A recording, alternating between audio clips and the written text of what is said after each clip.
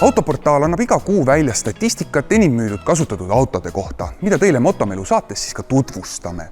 Oleme jõudnud siia Nordauto kasutatud autode salongi, kust on võimalik osta näiteks Maybach 200 000 eest, kuid kahjuks see auto sinna toppi ei jõudnud, vaid hoopis on seal Lõuna-Eesti rahvaauto Volkswagen Passat.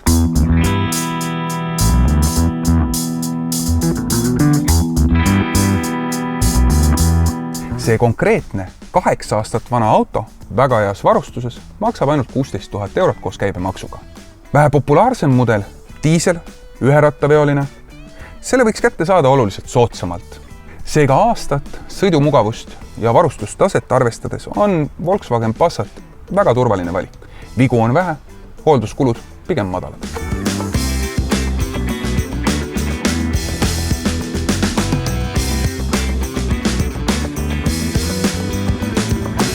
Nagu iga kasutatud asjaga peab arvestama mõningate mööndustega.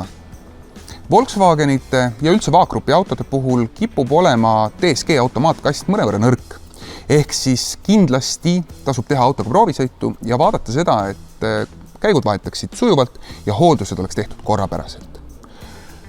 10 aastale lähenevatel autodel meie kliimas on kindlasti ka rooste küsimus, ehk siis see tasuks üle vaadata.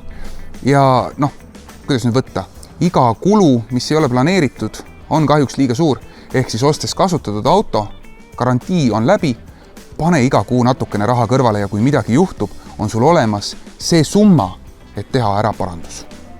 5–7 aastastel autodel on võimalik ka võtta pikendatud garantiid, kindlustada näiteks suuremad vead, mootor, käigukast.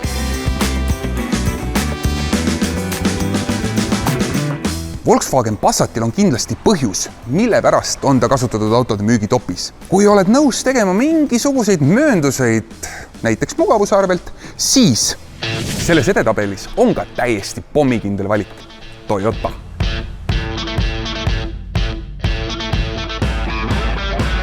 Toyota 5000 eurone hinnavahe tuleb kindlasti sellest, et auto on mõnevõrra lihtsamalt varustatud, meedialust on kergelt öeldes iganenud, ja selge on see, et auto on mõnevõrra mürarikkam. Tegu on kasutatud autoga ja kererooste Eesti kliimas kipub olema mõningane probleem. Jaapani autode puhul muidugi tasub meeles pidada ka seda, et diiselmootorist võib-olla tasuks mööda vaadata. Toyota bensiinimootoriga hoolimata kütusekulust võid rahulikult sõita maailma lõppu ja tagasi.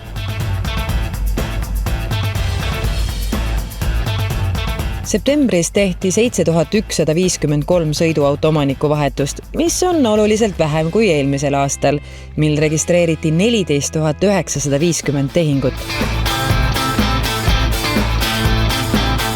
Mudelites tõusis taas selgeks liidriks BMW 3. seeria, mis vahetas septembris omanikku 374 korral. Autoportaali statistika on oluline sellepärast, et inimesed eelistavad üldiselt turvalisi valikuid.